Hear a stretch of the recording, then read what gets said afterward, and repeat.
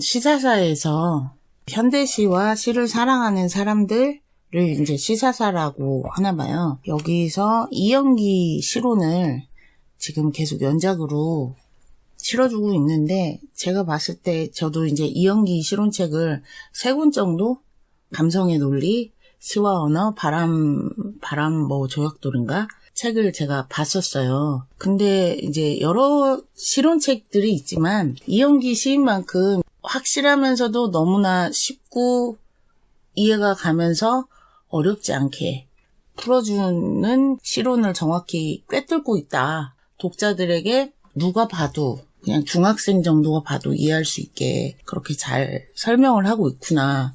그런 느낌을 항상 가졌었거든요. 저는 처음에 시론으로 들어갈 때 맨 처음에 제가 본 게 이영기 시인의 시론이어가지고 그거를 그래도 이해를 잘 하고 갔는데, 그 후에 이제 다른 교수님들의 책 봤을 때 굉장히 딱딱하고 드라이하면서 어려운 느낌이 있었는데, 그래도 다시 이영기 시인의 시론책을 보면 또 이해가 가고 이렇게 되풀이 되듯이 있었고요.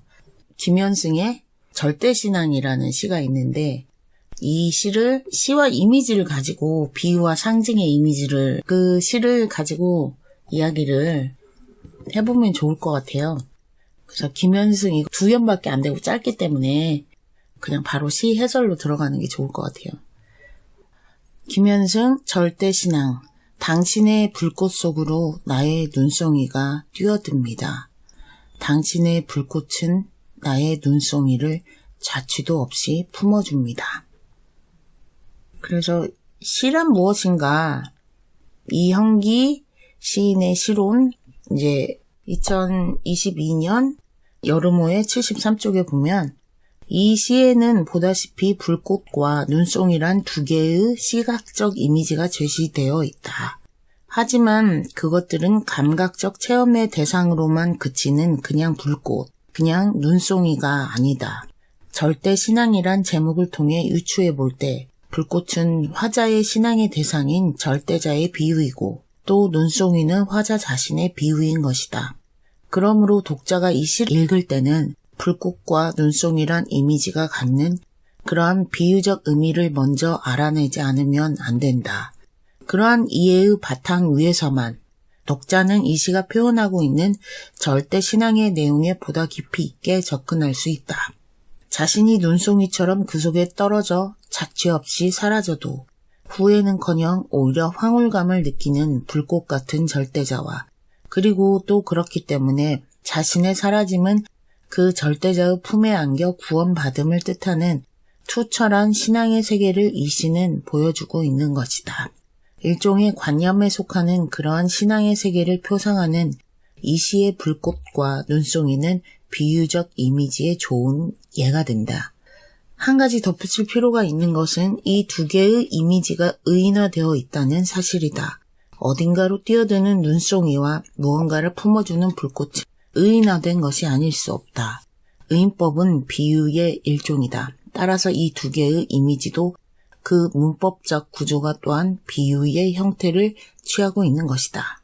네, 제가 항상 하는 말이, 시를 볼 때는 시의 전문의 그 상징을 잡아내야 되잖아요. 그 상징을 잡아내는데 가장 좋은 것이, 제목에가 대체적으로 돼 있는데 제목으로 갖고도 모를 때가 많아요. 그러면 대체적으로 많이 나오는 말, 그리고 그 핵심 중심 단어가 되는 말하고 제목하고 유추해서 그 시 전체의 전문을 갖다가 보는 방법이 있거든요.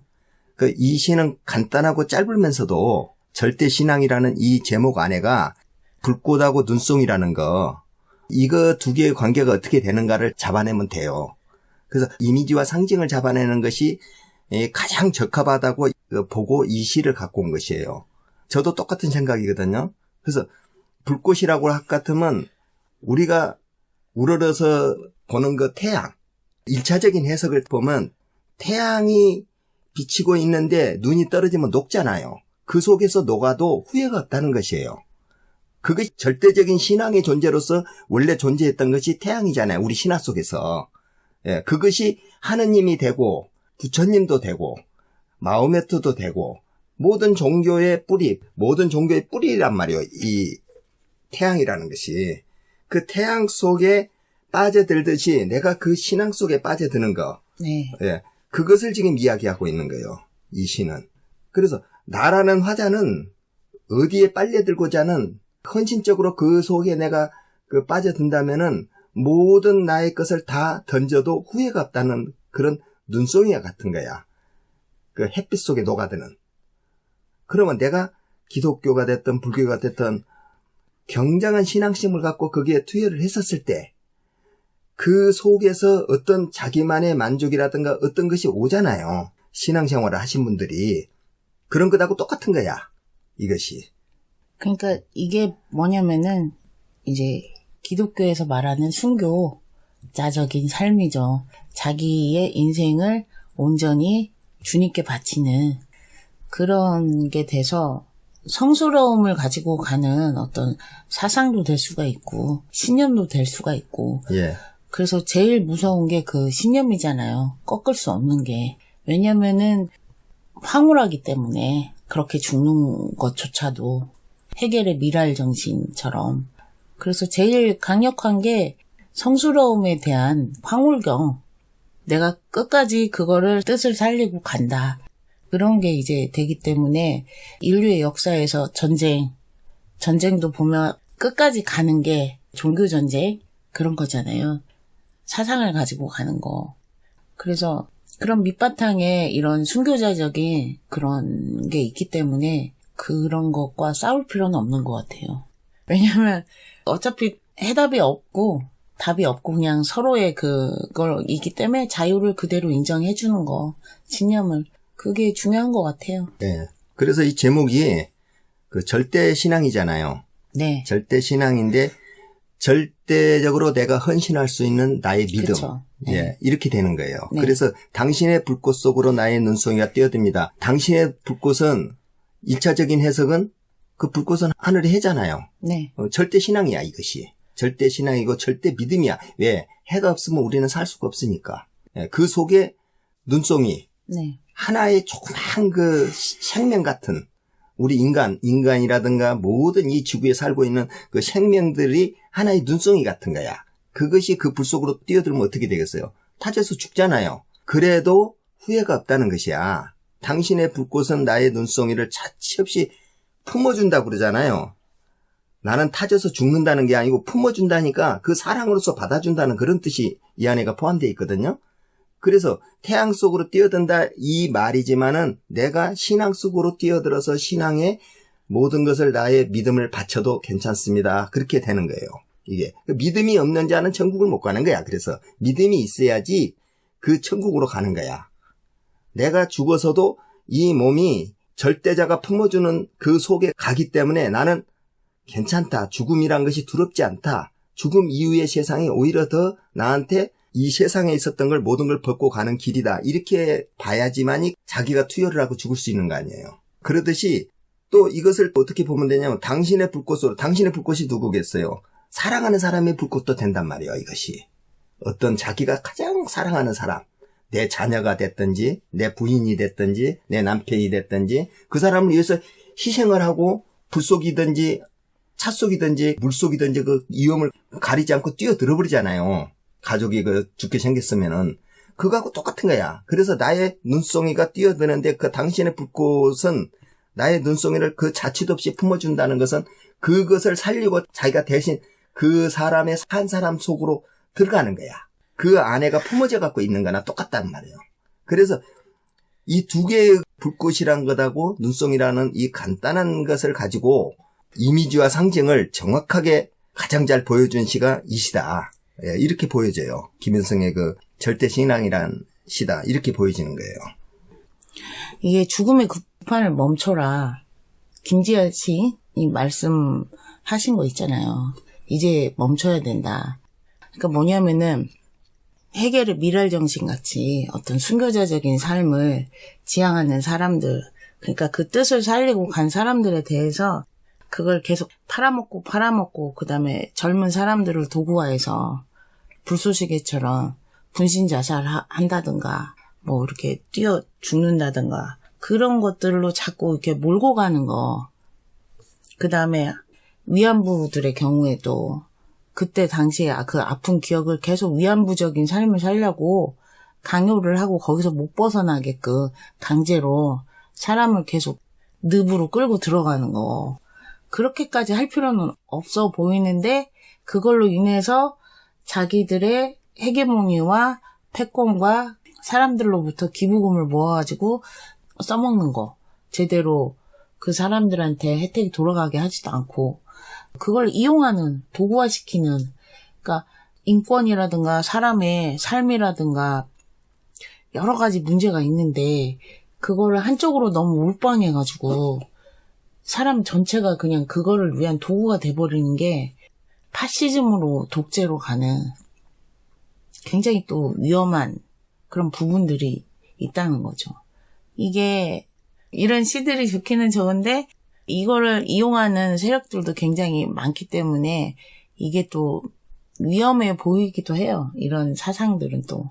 그런데 여기에서 절대 신앙이라는 것은 자기 믿음을 이야기하고 있는 거예요. 자기가 믿을 수 있는 하나의 믿음. 이게 신앙이라고 볼 수 있는 건 아니라니까. 내 가족이 그러니까요. 최고면은 네. 내 가족을 신앙으로서 생각할 수 있는 것이고. 그러니까 각자의 자유의 영역으로 그게 보장이 돼야 되는데 그거를 갖다가 자꾸 그쪽으로 강요를 하고 그다음에 사람을 계속 매몰시키고 함몰시켜서 그쪽에만 빠져서 들어가게 하는 거. 그거는 저는 위험하다고 봐요. 왜냐하면 사람이 종속돼 버릴 수가 있어요. 관념에. 어떤 하인처럼 어떤 도구처럼 기계처럼. 예. 물론 이제 이게 이데올로기나 이념에 그 매몰될 수가 있긴 있는데 자기가 믿고 있는 그 절대 신앙 같이 믿고 있는 물론 종교도 되지만은 종교가 아닌 자기 가족이 됐다든지 그다음에 내가 과학을 하고 있으면 과학이 됐다든지 내 취미가 됐다든지 아니면 자기가 시를 쓰고 있다면 시가 됐다든지 어떤 자기 안에서의 그 절대 신앙은 하나 있어야 되는 거예요. 사람이 그 자기 주체성을 형성하는데 가장 중요한 것이 자기가 믿고자 하는 어떤 의지가 하나 있어야지 자기의 그 에너지가 나오는 거거든요. 그래서 그걸 성취를 할 수 있는 거고 돈을 버는 목적도 그렇잖아요. 우리 가족을 행복하게 해주겠다.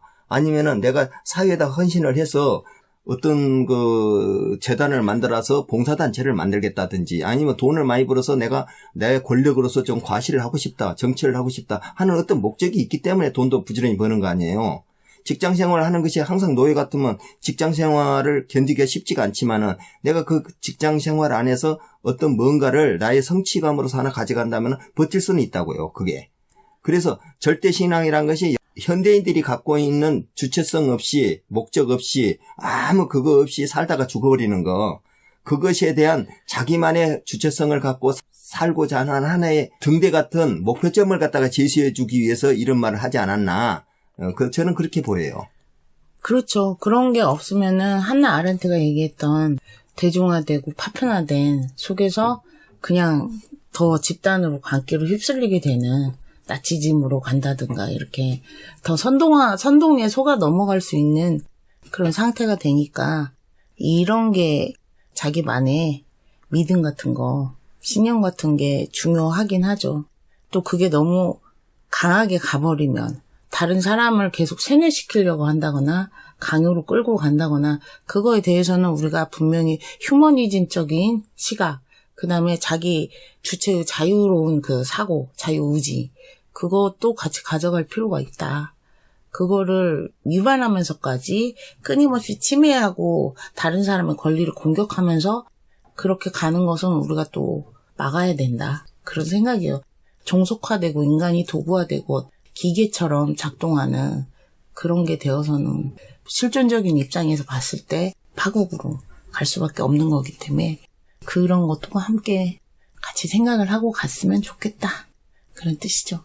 예, 그렇게 생각해요. 저도. 예. 여기까지만 합시다. 예. 예.